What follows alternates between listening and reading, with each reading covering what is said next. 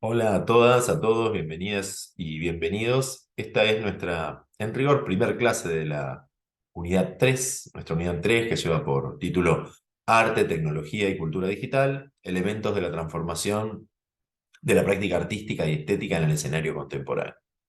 Si bien tenemos una primera clase y está dedicada además a la visualización de alguna videografía asociada a nuestra unidad 3 y que veremos en lo siguiente que tiene relación con los contenidos que vamos a desarrollar hoy y durante las siguientes tres clases, donde lo que vamos a hacer es explorar las relaciones entre la tecnología, el arte y lo que llamamos la expansión sensible. Esto que hemos visto y nombrado de diversas maneras durante la primera parte del curso y que de alguna manera es permitido por las diversas variantes de las tecnologías digitales, ¿no? Esta idea de que es posible ampliar a veces de formas ciertamente sobrehumanas o implicando fuerzas sobrehumanas para los actores sociales, pero de ampliar de alguna manera nuestras posibilidades de ver, de oír, de sentir, de comunicar. En este marco nos van a preocupar dos cuestiones en específico. Es decir, vamos a intentar definir, describir en sus variaciones, comprender en sus formas, establecer las dinámicas específicas de dos cuestiones, de la práctica artística por un lado y de la experiencia estética por otro, ambas asignadas por nuestra escena contemporánea. Vamos a ir desandando a lo largo de estas clases porque esta distinción entre práctica artística y experiencia estética, una distinción que a la medida que avancemos nos vamos a dar cuenta que pierde sus límites, ¿eh? Que de alguna manera tiene fronteras porosas entre una y la otra, y la práctica artística y la experiencia estética, o la experiencia de observación y de vivencia del arte se va fundiendo con la práctica artística y al revés. Es un poco la característica de la práctica artística contemporánea, del arte contemporáneo, según lo vamos a ir explorando en estas clases. Para comenzar a mirar estas cuestiones, me gustaría poner en cuestión o traer a cuestión a un actor o actriz central de la práctica artística y la experiencia estética contemporánea. Y esto es la figura del curador o la curadora.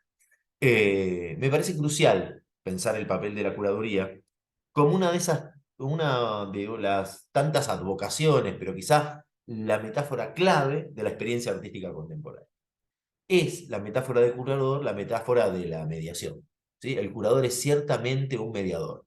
De algún modo, el curador también es el artífice del artista. Eh, Quizás suene medio raro o fuerte decirlo así, y es probable que yo pueda decirlo así con esta soltura porque soy sociólogo y no artista, pero me parece que un poco por ahí va la experiencia artística, ¿sí? Por, por la idea de una mediación que es artífice de la existencia o de la emergencia del mismo del artista. Por lo menos, al menos, en el mundo contemporáneo, en el devenir del arte en los últimos 30 o 40 años. Y es precisamente un curador, uno de los autores centrales que nos ayudará a pensar estas cuestiones y al que dedicaremos esta clase de hoy.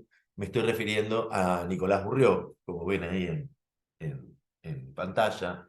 Es un francés nacido en 1965, ¿no? Tiene ahora, digamos, entonces poco menos de 60 años, 58, 57, de, dependiendo el día de su nacimiento. Bourriaud es un historiador del arte, es curador, como les decía. Hay dos libros, ha escrito una infinidad de libros, pero hay dos que son referencias ineludibles, digamos, para aquellos que nos interesamos, como ustedes y como yo, en algunas cuestiones del arte contemporáneo. Estos libros son los dos de los que leemos al menos partes en esta clase. Uno es Estética Relacional, es un libro eh, de mediados de la década del 90, que de alguna manera etiquetó, conceptualizó buena parte del movimiento del arte contemporáneo que empieza, o que en realidad más que empieza, que emerge con fuerza en el escenario internacional en esa década. Y el otro libro es Postproducción, que es un libro ya de los primeros años de la década del 2000, eh, que de alguna manera complementa eh, la propuesta observacional que hace Bourriaud en estética relacional, es decir, observa el arte, ve sus dinámicas, ve sus elementos constitutivos del arte contemporáneo, ¿no? Y en postproducción va a detallar todo un sinnúmero de técnicas y especificidades que ese movimiento del arte contemporáneo desde los 90 hasta nuestros días realiza. Hay otros libros de Urrió que ustedes mismos pueden explorar, que son muy interesantes: Radicante, Exforma, Inclusiones, bueno, varios más, que sin duda donde el autor termina o continúa dando forma a estas cuestiones, y también como que en Inclusiones incorpora nuevas temáticas, nuevos elementos, ¿sí? Amplía su teoría de base. Tiene una vasta obra, Gurrió, donde de algún modo conceptualiza las dinámicas y las formas claves en el devenir del arte contemporáneo. Urrió, además de ser un observador y un descriptor del arte contemporáneo y de alguna manera de las claves culturales de nuestra época, es también un participante clave en esos procesos. Eh, Como de alguna manera ustedes veían ahí o ven ahí en la información biográfica que está en pantalla. eh, Urrió es uno de los fundadores de uno de los museos o centros de arte contemporáneo centrales de la París de los 90, que es el Palais de Tokio, ¿sí? Donde de alguna forma se desarrollan bajo su curaduría grandes muestras y exposiciones de la época que van conformando lo que podríamos decir un ecosistema, ¿sí? del arte contemporáneo, y donde de alguna manera él pone a prueba sus hipótesis y sus lecturas sobre el arte. Bourdieu y otros, de algún modo inauguran una época donde muchas de estas muestras son visitadas y comprendidas más por su organización que por los contenidos específicos, o de alguna manera donde la organización, ¿sí?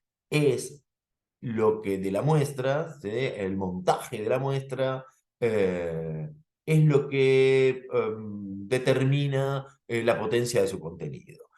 Muestras donde los críticos y el público que asiste en realidad están más interesados en lo que podríamos llamar la apuesta curatorial, es decir, en aquel que seleccionó las obras y las dispuso de una manera particular, que en los propios artistas que la componen. Lo que tiene para decir una muestra es más importante por su conjunto, ¿sí? Es decir, por el orden que se le ha dado, que por los artistas que la componen.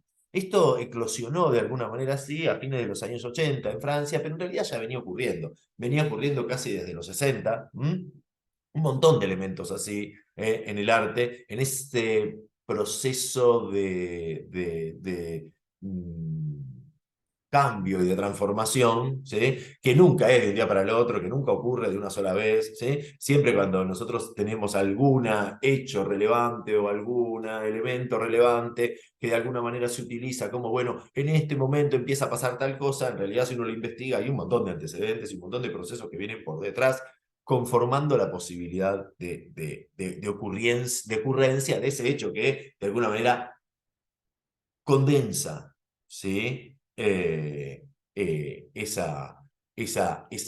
Eso que viene, esa historia que viene construyéndose.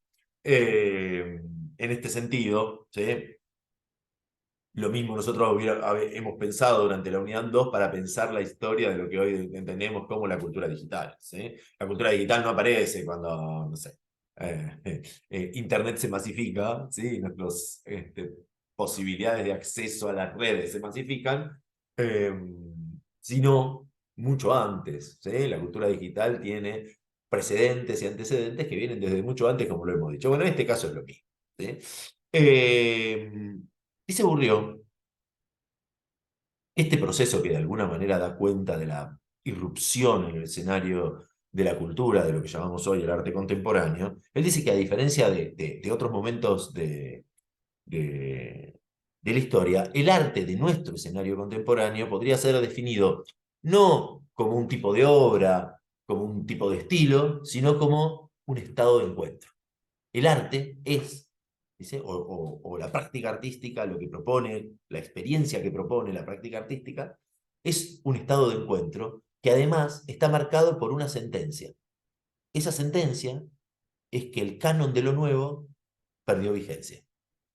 Dice Bourdieu que si la historia del arte tuvo una serie de momentos o de encadenamientos en lo que aquello que la hacía cambiar, transformarse, dar un giro, era la novedad, ese canon de lo nuevo pierde vigencia en los finales, en las postrimerías del siglo XX y en los inicios del siglo XXI. El artista ya no es solo, o no es, ni siquiera necesita ser, un creador de novedades, ¿sí? Sino lo que Bourdieu dice o caracteriza como un semionauta, una especie de actor del escenario del arte que surfea a través del pasado, del presente y de todo el dispositivo de información cultural para samplear, remezclar, traducir, seleccionar, presentar de una determinada manera, ¿sí? Los símbolos, los contenidos, ¿sí?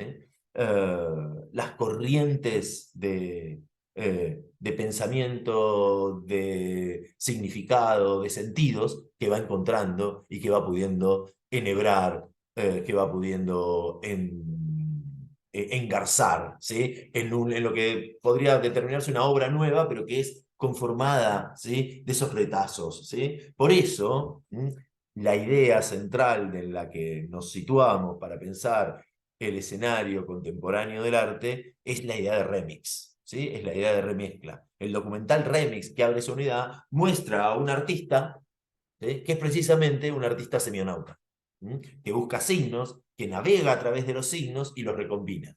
Una suerte de DJ de la cultura, una suerte de DJ del arte. Y a esto, Bourdieu, a esta actividad y a esta propuesta de recombinación de símbolos como actividad central del artista semionauta, a esta Bourdieu le llama la emergencia de una estética relacional, que lo que busca es provocar momentos de encuentro. De encuentro, dirá, entre diferentes cuestiones. Eh, eh, Dice, la parte más vital, dice Bourdieu, de lo que se desarrolla en el tablero, en la escena del arte contemporáneo o del arte actual, responde a nociones interactivas, sociales y relacionales.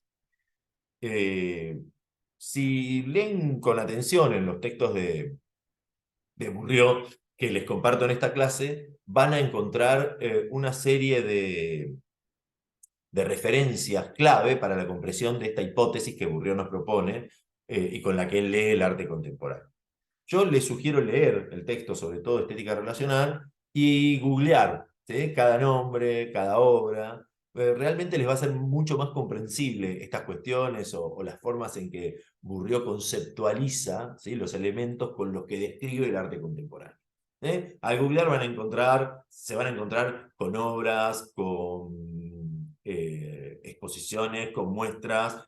Hay mucho rastro digital de todo esto que además nos va a servir para pensar lo que vamos a trabajar con Boris Groys la semana próxima, ¿sí? En la clase que viene, con Groys, vamos a pensar un poco este flujo del arte en los mundos digitales, ¿sí? Esta posibilidad de ir y venir todo el tiempo con lo que ocurrió, lo que está ocurriendo y a veces con lo que ocurrirá. Esta posibilidad abierta, ¿sí? De atravesar temporalidades en el arte. Pero volvamos a Bourdieu ahora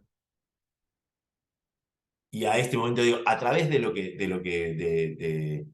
trabaja en los textos que leemos y de donde va a dar cuenta tanto de las características de lo que llama la estética relacional, como cosas que son un poco las que les vengo comentando, en esta clase de todos esos artistas que él trabaja ahí, les quiero traer dos referencias, ¿sí? Una es la de un artista italiano llamado Mauricio Cattelan, y la otra es de un artista tailandés, pero nacido en Buenos Aires, que es Rikrit Tiravanian. Eh, Catalan, y ahí lo tenemos en pantalla, es un italiano, nacido en 1960, tiene una obra muy variada e interesante, que atraviesa todo el escenario de las artes visuales, o todas las posibilidades, todas las variantes de las artes visuales. Eh, en, y que hace diferentes maneras, desde site específica hasta pinturas o cosas de sentido más tradicional. Por ejemplo, en 2018, en el marco de una feria internacional, de un evento internacional que se hace en diferentes ciudades, que es el Art Basel Cities, aquí en Buenos Aires, Catalan emplazó una suerte de cementerio en las barrancas de la Plaza Francia, en Recoleta. Un cementerio que hacía contrajuego con el cementerio propio de la Recoleta. Se trataba de una instalación site-specific que ya había realizado en otro lugar, que se llama Eternity, y donde busca jugar con la secuencia de producción e instalación de un camposanto en un lugar público. En el caso de Buenos Aires, el lugar además invitaba a una clara relación interactiva y social con la propia historia que guarda el cementerio de la Recoleta. En ese juego, ¿sí? Catalan intenta siempre provocar o abrir, ¿sí? Las relaciones del espectador con la obra y del espectador desde la obra hacia otros elementos de la realidad social. Catalan también es el artista, y seguramente lo van a reconocer fácilmente, de una obra bastante polémica, que seguro conocen, que tuvo lugar hace un par de años, que es una obra llamada Comedian, y que es la de la banana pegada a la pared, una banana pegada a una pared con una silver tape, ¿no? Esta también fue una intervención en un Art Basel. Esta obra se llamó, como les decía, Comedia, generó una polémica bastante interesante sobre lo que implica o no una obra de arte. En, en algún momento nosotros hemos hablado de eso, de cuál es, digamos, cómo un objeto se convierte en obra de arte y cuál es el efecto, ¿sí? El efecto de campo que le hace obra de arte. Hay muchas historias que ustedes buscan, hay muchas historias que tienen que ver con equívocos con el arte contemporáneo. Hay una muy famosa en una bienal italiana, no la de Venecia, no recuerdo ahora exactamente la, la, la obra, pero si la buscan van a encontrar los datos de lo que les voy a contar. La obra se llamaba algo así como Después de la fiesta, y era una habitación que representaba cómo quedaba un espacio de vida cotidiana después de una fiesta. Entonces era nada, eso. Cosas tiradas en el piso, vasos volcados, qué sé yo. Era después de una fiesta este, de toda la noche. Y esa era la muestra. Y en algún momento esa muestra fue limpiada por la gente del servicio de limpieza del espacio donde se realizaba esa obra, ¿no? Entonces, claramente para el servicio de limpieza era, bueno, encontramos un después de fiesta en la galería y la limpiamos, ¿sí? Bueno, eso pasa, ¿sí? Y piensen, eso pasó y hay muchas de estas historias, sobre todo con obras participativas del ámbito del arte contemporáneo. Bien, en este sentido, Catalan lo pone fuertemente, porque además, esa obra, que es una banana pegada con silver tape a una pared, ¿sí? Valía $120.000, alguien la compró y la donó al Guggenheim, ¿sí? Entonces, es decir, de alguna manera legitimó aún más, ¿sí? El estatus que estaba dado simplemente por ser una obra de un artista consagrado como Mauricio Cátedra. De algún modo la polémica y el debate es sin duda un clásico en la obra de Catalan, ¿sí? Que siempre está intentando hacerlo. A veces es más amable, como bueno, ahí ustedes están viendo algunas de las obras, no sé, en algún momento hizo una especie de metegol gigante para que juegue todo el mundo, y otras cosas, pero tiene sin duda algunas obras que son realmente provocadoras, ¿sí? Que buscan reacción social, por así decirlo, como, o que busca, o la obra de Catalan hay una lógica artística que de algún modo contiene el deseo de activar diálogos sociales críticos, ¿sí? Hay dos, básicamente, que son muy conocidas. Una se llama La Nona Hora. Es una obra que representa de manera muy realista a un Juan Pablo II aplastado por un meteorito. Y esta obra es de cuando aún Juan Pablo II vivía y su puesta eh, fue en Italia y generó toda una cuestión, como ustedes imaginarán, de debate y de reacción social, ¿sí? Parecida en su momento a otra obra que no era de él, pero que en donde participaba Aburrió, en la Bienal de 1990, un grupo de autores neoyorquinos, no sé, habían puesto de artistas neoyorquinos, habían hecho una instalación donde había una gigantografía del mismo tamaño, era un anverso y reverso, también de Juan Pablo II y un pene. Bueno, eso había generado, obviamente, si se quiere, esta que les cuento de la Bienal de Venecia de 1990 era muy directamente, abiertamente provocativa. Y quizás el meteorito aplastando a Juan Pablo II, si bien también lo era, tenía además un sentido de debate sobre algunos procesos, ¿sí? De la sociedad italiana, ¿sí? Y de la sociedad mundial respecto de el estado de la religión, bueno, abre mucho más de lo que pensamos a la mera reacción de es un sacrilegio, es no sé, lo que fuera sobre la religión, y esto sin hacer ningún tipo de debate específico sobre la figura de Juan Pablo II. Otra obra muy también bastante provocadora y que provocó debates en la sociedad europea es la obra de un Hitler con cuerpo de niño y las manos cruzadas en actitud de rezo, ¿sí? Eh, Ahí lo están viendo y como ven es un momento, genera de algún modo sensaciones encontradas. Y esas sensaciones encontradas es lo que Catelán busca provocar. Reacciones que enfaticen la posibilidad de erigir relaciones de la obra con su público, ¿sí? Que estén incluso por fuera de lo que el artista propone. Reacciones de la obra de su público, como decíamos, como las preguntas sobre el hecho artístico que hay detrás de pegar una banana a una pared, o reacciones del paseo al que te invitaban, una serie de tumbas apócrifas en una barranca de una plaza cualquiera y que necesariamente te llevaban a pensar y a considerar las tumbas donde descansan en paz o qué sé yo, no tanto, buena parte de la aristocracia y de los nombres que pueblan nuestros libros de historia.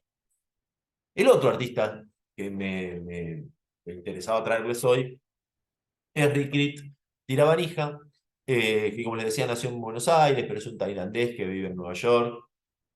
Su nacimiento en Buenos Aires fue casi una casualidad, es obviamente un hijo de diplomáticos tailandeses. Es quizás el artista relacional por excelencia, aunque su trabajo también tiene muchos puntos de contacto con también una tradición que se hace desde los 60, una tradición, por ejemplo, que en Argentina, curiosamente, ha sido fuertemente desarrollada, que es la tradición del happening, ¿sí? Y que ahora podemos ver que se transforma en algo así como una performance plural, si se quiere, una performance participativa. Una acción recurrente de Tirabanija tiene que ver con cocinar, con compartir lo cocinado, con hacer partícipe al público del ritual de la comida. En eso es una de las obras que va a traer Burrión el texto y que es además muy reconocida, por eso que es Soap No Soap, sopa no sopa, que fue una de estas puestas en escena donde los participantes compartían una sopa realizada por el artista in situ en distintos lugares, ¿sí? A veces en el hall de grandes museos, pero también en estaciones de tren, ¿sí? Aunque la variada producción artística de Tirabanija se resiste a una clasificación simple, él mismo suele describirla como una producción relacional, un conjunto de obra que se concentra en más que en objetos, en experiencias, ¿sí? Más que en observación, en intercambios en tiempo real, ¿sí? Obras que hacen eso, ¿sí? Que proponen experiencias e intercambios en tiempo real, que tratan de borronear las barreras entre el objeto artístico y el espectador, y que cuestionan al mismo objeto artístico como tal, ¿sí? Que tratan de alguna manera de desfetichizar al objeto artístico, ¿sí? Y con él a las galerías, a los museos, ¿sí? Que son una suerte, o que han sido para el arte moderno, ¿sí? Una suerte de espacio sagrado, de consagración, de consideración. La obra de Tirabanija tiene esa idea. La primera obra con la que Tirabanija se presentó, de hecho, son siempre, casi siempre obras que no tienen nombre, ¿sí? Era en una galería de Nueva York, donde podrían verse las diversas etapas de preparación de un curry, ¿sí? Ingredientes, cocción, desperdicios, dispuestas en pedestales. Y luego, siguiendo cuestionando también estas ideas de que las galerías, los museos eran espacios sagrados donde solo se exponía arte, convirtió también otra galería importante de Nueva York, alrededor del año 93, 94, por ahí, en un espacio de cocina. Hizo una de las primeras versiones de Soap No Soap y de otras. Y también otra exposición clásica de Tirabanija, perdón, no exposición, otra obra clásica, ya clásica de Tirabanija, que de hecho se ha repetido en otros lugares, fue poner en esa misma galería, ¿sí? Una réplica exacta de su departamento, ¿sí? Replicó su casa como obra de arte en una galería. Dice, con esto él buscaba hacer el equivalente a mover el mingitorio de Duchamp a su pedestal, instalarlo como de nuevo en un muro y devolverlo a su uso original, ¿sí? Orinar en él, ¿no? El artista lo que le interesaba de alguna manera era subvertir formas de interacción con el arte a través de lo que podríamos llamar nuevos modelos de colaboración o intercambio, que lo que buscan es minimizar el encanto del objeto. Hacer algo que ustedes van a leer que es correr el aura, ¿sí? Del objeto artístico, eh, eh, este concepto que deviene de Benjamin, ¿sí? El aura del objeto, ¿sí? Que vive en ese objeto, y correrlo, ¿sí? Y ponerlo en el público, ¿sí? El aura, ¿sí? Aquello que hace, que vuelve artístico un elemento, ¿sí? Aquello que vuelve o que pone en el mundo del arte un elemento cualquiera, ¿sí? No es su propia consideración como un objeto artístico, sino lo que los espectadores hacen con él. Reconsiderando entonces la función, el ciclo de vida y volviendo accesible los objetos artísticos al gran público. Estos dos tipos de propuestas artísticas, como la de Catalan o la de Tirabanija, es lo que para Bourriaud caracteriza al arte contemporáneo. Más allá de que no siempre el arte o los artistas van a estar haciendo este tipo de cosas, ni que todos los artistas contemporáneos hacen este tipo de cosas, lo que va a proponer Bourdieu es que esta es una traza que atraviesa la obra de todos, ¿sí? O que de alguna manera atraviesa la gran obra del arte contemporáneo. Porque siempre, o casi siempre, para moderar un poco el afán de Bourdieu, eh, en las obras del arte contemporáneo hay referencia a algo anterior.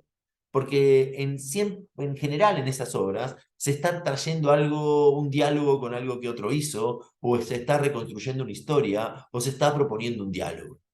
Entiende Bourdieu que el arte en en nuestra contemporaneidad emerge como un terreno de experimentación social. ¿Mm?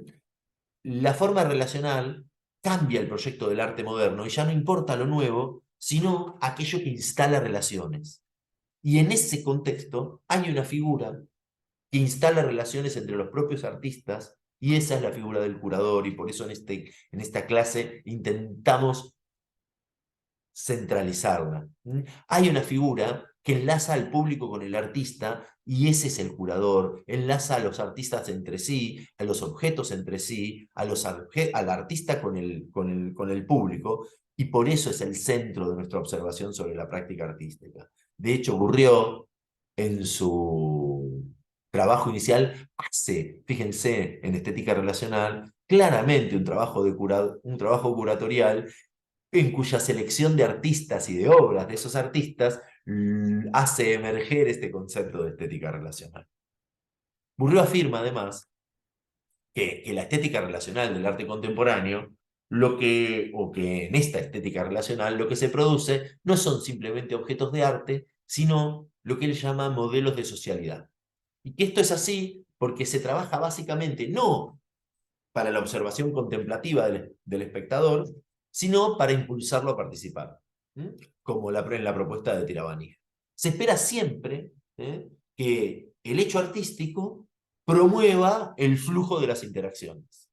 Si ustedes visitan hoy, cosa que les recomiendo hacer fervorosamente si no lo hacen, museos, muestras y demás, hay muchas en la ciudad de Buenos Aires y en el AMBA en general, van a encontrar crecientemente que aún en la obra del artista más convencional hay alguna instancia que promueve algún tipo de interacción. Hay siempre, sobre todo en los artistas contemporáneos, alguna referencia a un otro. Ese otro puede ser un artista, ese otro puede ser un personaje social, ese otro puede ser algo que está sucediendo, ese otro puede ser una historia, ese otro, pero siempre hay una invocación a un otro, un juego con un otro. Son escasos los momentos en el arte contemporáneo en que eso no está presente, en que uno no puede situar a un artista o una artista en su diálogo con un otro. ¿Sí? Insisto, sea este artista, personaje social, siempre hay un diálogo.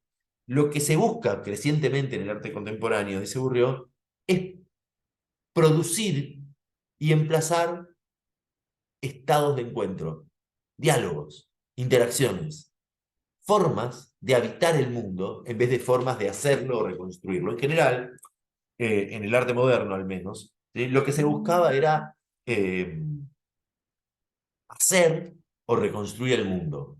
Bourriaud dice que cambió, que el cambio en el eje hacia la estética relacional es un cambio específicamente que implica una propuesta artística y estética que invita a habitar el mundo, invita a estos estados de encuentro, invita a experienciar el arte, ¿sí? Y no meramente a observarlo de lejos y a aprender en él una representación del mundo en que vivimos. Entiende en eso al artista como una suerte de reciclador cultural. Usa un término que a mí no me gusta mucho, que es el de bricolage, y porque me gusta más de hablar de reciclaje cultural, porque la idea de reciclar incluso está más emparentada con los últimos trabajos de Bourriaud, que tienen que ver con su preocupación por el cambio climático y demás, que es una preocupación muy creciente en el arte contemporáneo, que está es una temática muy atravesada en el arte contemporáneo. Pero esta es la idea. La idea, el artista y el arte contemporáneo nos invita a habitar un mundo, a crear modelos de socialidad distintos, ¿sí? Porque el artista mismo es un reciclador. Es alguien que retoma retazos, residuos, los resignifica, los pone en juego de manera diferencial. Por último, una idea que termina de completar esta cuestión o esta caracterización que estamos haciendo ahora sobre las obras del arte contemporáneo, es que precisamente ninguna obra de arte contemporáneo se presenta como un objeto concluido, sino más bien como una duración por experimentar. Eh, en los últimos años ha habido grandes exposiciones en las que la experiencia participativa es lo que demanda o es lo que proponen mucho más que que la experiencia contemplativa. Y toda vez que participamos, experimentamos. Y toda vez que participamos experimentando, lo hacemos a través de un lapso temporal. Qué sé yo, las grandes cosas donde somos parte de la obra. ¿Sí? No sé, bajar y verse desde abajo y arriba de una pileta, explorar un pasillo lleno de obras que dialogan entre sí, utilizar distintos utensilios dentro de una obra, romper algo. Por eso se han revitalizado mucho toda una serie de obras de esa gran artista argentina que es Marta Minujín y que ha tenido muchas retrospectivas en los últimos tiempos. ¿Sí? Hace, no sé, 3, 4, no más años, en el Museo de Arte Moderno se volvió a exponer la Menezunda, una obra clave del arte moderno de los 60, y la Menezunda, que les eh, sugiero, no es posible mostrar una foto, porque es precisamente una duración por experimentar. Les sugiero buscar en YouTube, hay varias Para quien no la conozca, ni conocer esta obra, fue una reposición hecha bastante fielmente de la obra original que había sido puesta en los años 60 y que tiene que ver con eso, con experimentar, ¿sí?, toda una serie de momentos dentro de una obra que propone observar, yo diría, escenas de nuestra vida. ¿M? Y al hacerlo, experimentarlas. De hecho, hoy las retrospectivas de artistas o de los grandes artistas siempre tienen además un punto donde esos artistas, algunos a veces ya muertos y demás, eh, son revisitados de un modo contemporáneo. ¿Sí? Es decir, se los revisita haciéndolos dialogar, ¿sí? A veces es porque un artista contemporáneo presenta también obras en relación con ese artista al que o con esa antología, de diversas maneras, ¿sí? Ahí en las aperturas de la clase de hoy les voy dejando algunos ejemplos de esto. Y fíjense que esta posibilidad de revisitar hacia atrás, de traer el pasado al presente, de mezclar, de hacer dialogar cosas que no están en el mismo lugar, son posibles. De algún modo, la posibilidad de promover esos estados de encuentro que propone la estética relacional son posibles solo bajo el imperio no solo técnico, sino sobre todo cognitivo de las tecnologías contemporáneas de la comunicación. No habría manera de hacer todos estos ejercicios y todas estas apuestas que propone el arte contemporáneo si no estuviéramos habituados, incluso en parte con el recurso técnico, a comprender esta posibilidad de ir hacia adelante y hacia atrás, ¿sí?, y de presentificar, es decir, hacer visible y viviente en el presente, ¿sí?, aquello que sabemos que ha ocurrido en otro tiempo. ¿No? La condición de posibilidad de esto que está describiendo Burrió tiene que ver con el enmarcamiento cultural que posibilitan las tecnologías digitales, con esos modos de saber y comunicar que hemos analizado y descrito en la unidad 2. Sin ese régimen nuevo, basado en técnicas y tecnologías digitales, no es posible pensar este tipo de arte o este tipo de experiencia artística. No es posible pensarlo, al menos, en la forma ampliada, ¿m? Es decir, en la forma de acceso a múltiples sujetos. Hay además toda una serie, en la tercera clase de esta unidad las vamos a visitar, ¿sí?, de cuestiones y de autores que muestran cómo muchas de estas características del arte contemporáneo, ¿sí?, son a su vez retomadas y masificadas, ¿sí?, por ciertas técnicas y tecnologías cognitivas que nos proponen las redes sociales, que nos proponen las aplicaciones, ¿sí?, y demás. Hay muchas de estas cuestiones que fueron de algún modo desarrolladas o preanunciadas en el escenario del arte contemporáneo. Donde sí es, sin embargo, debemos reconocer, en Bourriaud no van a encontrar una referencia, al menos en estos textos, en otros sí, pero en estos textos que leemos, una referencia estricta o una referencia directa sobre estos procesos y estos procedimientos respecto de las tecnologías digitales. Donde sí lo vamos a encontrar es en el autor que leemos o referencias específicas al ecosistema de la digitalización, es en Groys, el autor que vamos a explorar a continuación en nuestro curso, en nuestra próxima clase. Pero ese, precisamente, es tema de la próxima clase y allí nos veremos.